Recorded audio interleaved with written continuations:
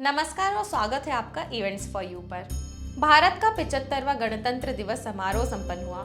यह दूसरा अवसर था जब राष्ट्रपति द्रौपदी मुर्मू ने गणतंत्र दिवस की परेड पर सलामी स्वीकार की। भारत के इतिहास में गणतंत्र दिवस का एक बहुत महत्वपूर्ण स्थान है और आज हम इवेंट्स फॉर यू में न सिर्फ आपको 75वें गणतंत्र दिवस की कुछ मुख्य झलकियां दिखाएंगे, बल्कि आपको गणतंत्र दिवस समारोह का इतिहास और इससे जुड़ी हुई कुछ परंपराओं के बारे में भी बताएंगे। भारत हर साल 26 जनवरी को गणतंत्र दिवस मनाता है, लेकिन वजह संविधान के अलावा भी कुछ है। दरअसल 15 अगस्त 1947 को अंग्रेजों से आजादी मिलने के बाद हमारा देश अभी तक एक आधिकारिक संविधान के बिना था।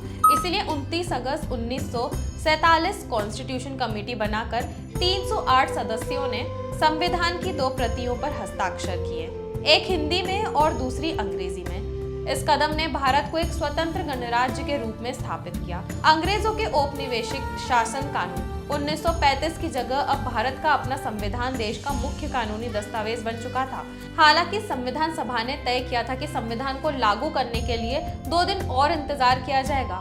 अगले 2 दिनों में ही 26 जनवरी 1950 को भारतीय संविधान लागू हुआ और इसी के साथ भारत एक लोकतांत्रिक गणराज्य के रूप में पूरी तरह स्वतंत्र हो गया।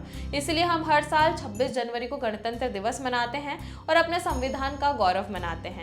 इस साल भारत के 75वें गणतंत्र दिवस पर प्रधानमंत्री नरेंद्र मोदी द्वारा मुख्य अतिथि के रूप में फ्रांस के राष्ट्रपति इमैनुअल मैक्रोन को आमंत्रित किया गया, जिसकी वजह यह थी कि फ्रांस के राष्ट्रपति इमैनुअल मैक्रोन इस साल सितंबर में हुए G20 बैठक में हिस्सा लेने दिल्ली आए थे। भारत G20 की मेजबानी कर रहा था। इस दौरान G20 बैठक के इतर पीएम मोदी और राष्ट्रपति मैक्रोन के बीच द्विपक्षीय बैठक भी हुई। बैठक के बाद पीएम मोदी ने कहा था कि वह भारत फ्रांस के रिश्तों को नई ऊंचाइयों पर ले जाने के लिए पूरी तरह से प्रतिबद्ध है। दोनों नेताओं ने रक्षा साझेदारी को बढ़ाने की प्रतिबद्धता भी जताई थी। फ्रांस से ही भारत ने राफेल लड़ाकू विमान खरीदे थे। रिपब्लिक डे 2024 में इस साल 2 दर्जन से अधिक झांकियां निकाली गई, जिसमें 16 राज्यों और केंद्र शासित प्रदेशों की झांकियां शामिल थी। इस साल अरुणाचल प्रदेश, आंध्र प्रदेश, छत्तीसगढ़, हरियाणा, महाराष्ट्र, मध्य प्रदेश और मणिपुर समेत कई राज्यों की झांकियां निकाली गई है। इस बार की झांकियों में महिला सशक्तिकरण पर जोर दिया गया था और उसी की एक झलक भी दिखाई गई थी। आइए आपको बताते हैं कौन इन झांकियों का नेतृत्व करता है और क्या होता है इनका प्रोसेस। इस दिन निकलने वाली झांकियों की तैयारी की जिम्मेदारी रक्षा मंत्रालय की होती है। रक्षा मंत्रालय द्वारा गठित एक्सपर्ट कमेटी तय करती है कि किस राज्य झांकी परेड में शामिल होगी। इस बार मुख्य आकर्षण थी उत्तर प्रदेश की झांकी।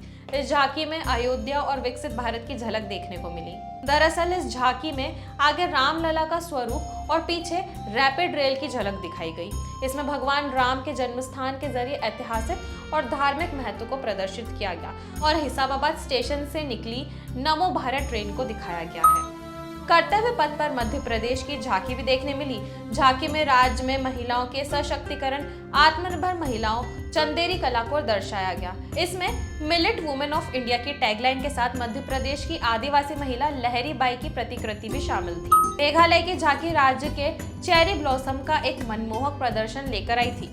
धीरे धीरे लहराते फूलों से सजे चंदेरी ब्लॉसम के पेड़ एक स्वप्निल वसंत ऋतु के स्वर्ग के समान एक मंत्र मुग्ध कर देने वाला दृश्य बताते हैं। अब बात करते हैं DRDO की झांकी की।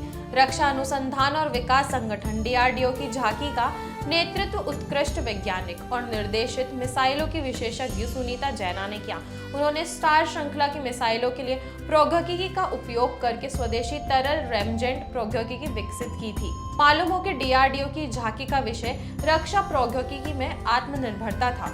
इसके बाद CSIR यानी council of scientific and industrial research की आकर्षक झांकी प्रसिद्ध पर्पल रेवोल्यूशन पर आधारित थी, जहां जम्मू कश्मीर के कई क्षेत्रों में लेवेंडर की खेती के अभूतपूर्व वृद्धि लाने के लिए CSIR के वैज्ञानिक हस्तक्षेपों की शुरुआत की। जहां जम्मू और कश्मीर के कई क्षेत्रों में लेवेंडर की खेती में अभूतपूर्व वृद्धि लाने के लिए CSIR के वैज्ञानिक हस्तक्षेपों की शुरुआत की। साथ ही शक्ति प्रदर्शन के लिए टैंक्स का प्रदर्शन भी हुआ, जहां भारत के कई मजबूत टैंक्स का प्रदर्शन किया गया। जैसे सबसे पहला टैंक था T-90 भीष्म, जिसका नेतृत्व किया लेफ्टिनेंट फैज सिंह ढिल्लों ने।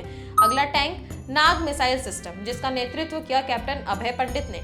तीसरा टैंक था BNB 2/2 के, जिसका नेतृत्व किया था लेफ्टिनेंट शिवम सिंह ने। जिसके बाद ऑल टेरेंट व्हीकल्स और साथ ही पिनाका जैसे कई टैंक्स का भी प्रदर्शन किया गया। तो यह थी कुछ खास झलकियां भारत के 75वें गणतंत्र दिवस के परेड की। ऐसे ही और इवेंट्स की जानकारियों के लिए फॉलो करते रहें इवेंट्स फॉर यू को। और अगर ये वीडियो पसंद आया हो तो इसे लाइक और शेयर करें और आगे आने वाली वीडियोस के लिए बेल आइकन जरूर दबाएं। मिलते हैं आपसे अगले इवेंट में। धन्यवाद।